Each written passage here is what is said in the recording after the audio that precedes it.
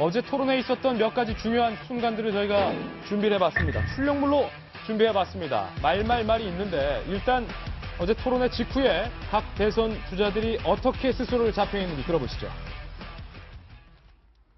한편으로는 정말 힘들고 피곤하고 또 그러나 또 한편으로는 또 미진해서 뭐 더 또 토론하고 싶고 뭐 그러네요. 어쨌든 오늘 열심히 했고요.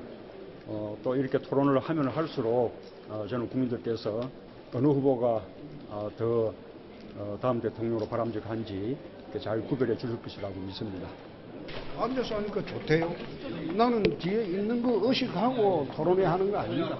내 할 말만 하고. 3시간 정도 토론은 처음입니다만 그래도 시간이 참 짧구나 느껴집니다. 금방 시간이 지났습니다. 앞으로도 더 제 생각을 국민들께 말씀드릴 수 있도록 더욱 노력하겠습니다. 나는 형식이 굉장히 빨리 적응해요. 근데 다들 룰을 몰라가지고 막 헤매더구만. 입장 변화가 없고 저는 이 문제 가지고 당의 누구도 제가 먼저 자극할 생각은 조금도 없어요. 그렇지만 이 민주주의 기본을 파괴하는 그런 행위에 대해서는 가만히 있지 않을 거예요.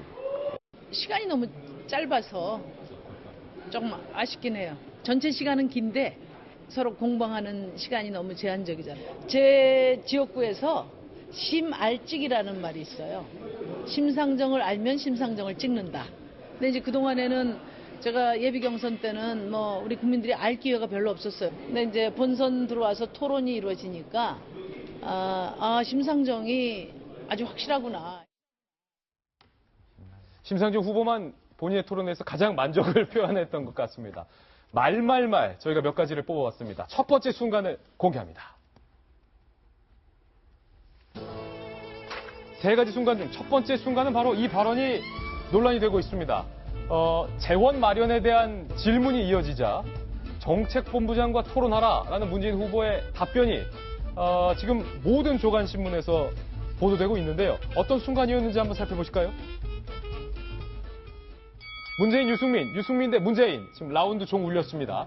공약, 재원, 거친 충돌. 그러니까 돈을 어떻게 마련하느냐. 다 좋은데 손은 누가 키우냐. 이런 질문인 거죠. 돈 마련 문제입니다. 81만 개 일자리 공약 잘 읽었습니다. 유승민 후보가 먼저 질문을 합니다. 혹시 직접 계산을 해보셨는가? 제가 직접 계산해보니까 재원을 너무 낮춰 잡은 것 아닌가? 점검해보라. 라는 질문이 계속 이어집니다. 그러자 문재인 후보가 자세한 건 우리 정책본부장과 토론하라. 박근혜 정부의 줄푸세 만드신 분이 유보 아니냐라고 반격을 합니다. 그러자 유승민 후보가 줄푸세 만드신 분은 지금 문 후보 캠프에 계신 김광두 선생입니다. 그것도 모르면서 그런 말씀하시냐고 말하면서 발언을 취소하라. 대선 후보에게 재원 문제를 물었는데 캠프 정책본부장에게 물어보라고 하는 건 오만한 태도이며 매너가 없는 것이다. 유승민 후보가 현재 발끈을 했던 그런 대목인데요. 김병민 의원님, 네. 재원 마련에 대한 질문을 하자 그건 잘 모르겠고 우리 재원 담당 본부장이랑 얘기를 해보라. 한두 번 공방이 이루어졌는데 이 재원 마련에 대한 공약이라는 게 문재인 후보가 그렇게 얘기하고 있는 81개 공공일자리 창출에 관한 재원에 관한 문제거든요. 그러니까 뭔가 각 후보와 캠프가 내세우는 정책 공약이 굉장히 많을 수 있습니다. 특히나 이제 문재인 후보 캠프 같은 경우는 메머드급으로 전대위가 구성되어 있기 때문에 문 후보가 혹시나 체크하지 못하고 있는 아주 미시적인 공약들이 있을 수 있을 것 같아요. 근데 그런 것들을 끄집어갖고 구체적인 수치를 물어봤으면 그럴 때야말로 홍준표 후보가 얘기했던 것처럼 기재부 부장처럼 왜 그러세요라고 얘기했던 발언들이 그나마 의미가 있을지 모르겠으나 적어도 문재인 후보가 강조하고 있는 아주 핵심 공약에 관한 재원 마련에 대한 문제이기 때문에 여기에 대해서는 문 후보가 더 적극적으로 대처하고 답안을 마련했어야 됩니다. 만약 그 즉시 생각이 나지 않는다라면은 이 부분에 대한 부분은 뒤에 주도권 토론 과정에서 조금 더 깊이 있게 설명을 드리죠라고 넘어가면 되는 건데 내 시간을 다 잡아먹으면 어떻게 합니까라고 얘기해서 정책본부장과 토론하라는 거는 말 그대로 상대 후보에 대해서 당신은 정책본부장과 토론하라는 건 상대 후보에 대한 가치를 좀 낮춰 잡았다라고 밖에 할 수 없는 거고요. 마지막으로 선거 토론 과정에서 지난번 3차 토론회 때 문 후보가 안철수 후보에게 그랬죠. 왜 저 문재인에게만 이를 쓰니까 국민을 보고 좀 하시죠라고 얘기했는데 토론이라는 건 상대 후보와의 토론이기 이전에 국민을 향해서 바라보는 토론의 과정이거든요. 그러니까 유승민 후보가 제기한 문제 제기는 말 그대로 많은 유권자들이 궁금할 수 있는 공약에 관한 예. 사항이기 때문에 좀 구체적인 설명과 답변이 있었으면 좋았겠다라는 아쉬움이 남는 대목입니다. 이게 뭐 좀 자칫 문재인 후보에게 많이 질문이 가는 것 같은 분위기입니다. 뭐 실제로 토론회에서도 많은 질문들이 문재인 후보에게 이어졌는데요. 아무래도 가장 유력한 대권 주제 중 한 분이기 때문에 재원 마련에 대한 대책과 재원을 도대체 어떻게 만들 건지에 대해서도 아마 유권자들과 저희 도지구쇼 시청자 가족 여러분들도 궁금할 것이라고 생각이 돼서 저희가 오늘 준비를 한 건데 정성희 위원님, 만약에 이대로만 된다면 뭐 나름 좋을 것 같아요.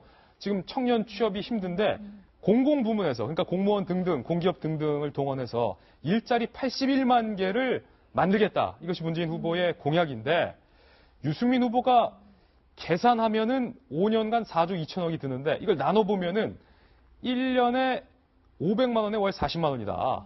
월 40만 원짜리 일자리를 81만 개 만든다는 뜻이냐? 그러니까 이대로 81만 개 일자리를 만들면 월급이 40만 원밖에 안 된다. 그러니까 이런 문제 제기하는 문재인 후보가 말하는 공공일자리 81만 개는 뭐 여러 가지 공무원, 공공기관 뭐 이런 것들을 합쳐서 이렇게 단순하게 비교할 수는 없습니다. 그렇지만 분명한 거는 일자리에 대한 그 재원에 대해서 문재인 후보가 정확한 이해관계에 대한 설명을 하지 않은 거는 틀림없어요. 그러니까 어제 저 상황을 보고 저는 문재인 후보의 그 무지와 또 상대 무시가 드러났다. 그러니까 어떤 내용도 그렇고 형식도 굉장히 문제였습니다. 그래서 무지는 무슨 뭐가 무지였냐면은 81만 개라는 대표 공약, 간판 공약 아니겠습니까? 예. 간판 공약에 대해서는 다른 건 다 잊어버려도 되는데 어떻게 재원을 마련하겠다. 최소한 재원이 얼마가 된다는 거에 대해서는 가늠할 수 있는 최소한의 수치를 가지고 나왔어야 되는 것이 맞고요. 또 줄풀세 만들지 않았습니까? 제가 알기로 이거는 제가 공약 검증할 때 찾아본 건데 줄풀세를 제일 먼저 반대한 게 유승민 후보입니다. 예. 그래갖고 그 당시에 만들었을 때 누가 만들었냐고 캠프에 따지고 들어서 난리를 뒤집은 적이 있어요. 그러니까 사실관계가 너무 틀린 겁니다. 더더욱이나 줄풀세 공약을 만든 사람 김광두 그 서강대 교수님은 지금 가 계시지 않습니까? 문재인 캠프에 그렇게 사실관계를 틀리게 얘기를 한 것이 문제고요. 두 번째는 토론의 기본이죠. 상대를 인정하는 거. 상대를 인정하지 않고 우리 정식 본부장한테 얘기해보라고 한 거는 정말 상대에 대한 예. 무시고 토론의 어떤 태도로는 정말 좋지가 않고요. 한마디만 더 말씀드리면 오늘 동아일보 사설에도 썼지만 저희가 그래서 준비해봤습니다. 오늘 동아일보 사설을 좀 이 대목에서 한 대목 좀 소개를 해드리겠습니다. 함께 보시죠. 제목, 달콤한 문 안의 복지 공약 200조 원은 누가 내는 돈인가? 정 의원께서 좀 사설 논설위원이시니까 사설 내용을 소개해 주시죠. 근데 사실 이거는 안철수 후보도 비판받아 마땅한데요. 그 공약에 따른 재원을 스스로 밝힌 거에 따르면 사실 안철수 후보가 더 많습니다. 예. 저도 놀랐는데요.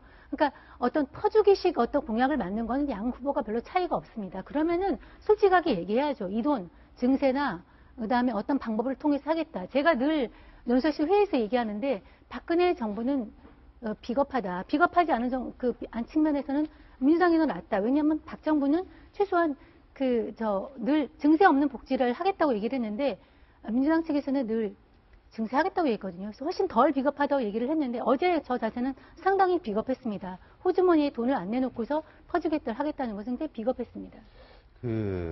많이 이야기하셨으니까 저도 대체로 동의를 하는데 문 후보께서요. 그 앞에 다른 토론들까지는 좀 톤앤매너로 버틴 게 있었어요. 이렇게 우리가 그런 이야기 많이 했지 않습니까? 공격적인 질문을 잘 받아 넘겼다 이랬는데 어제 좀 그런 게 한계에 부딪힌 게 아닌가. 이것뿐만 아니라 안철수 후보가 이제 문 후보의 대표 공약 중에 하나인 중소기업에서 2명을 뽑으면 1명의 그 임금은 예. 국가에서 대주겠다. 하니까 이게 나중에 설명하겠다 그러고 안 했거든요.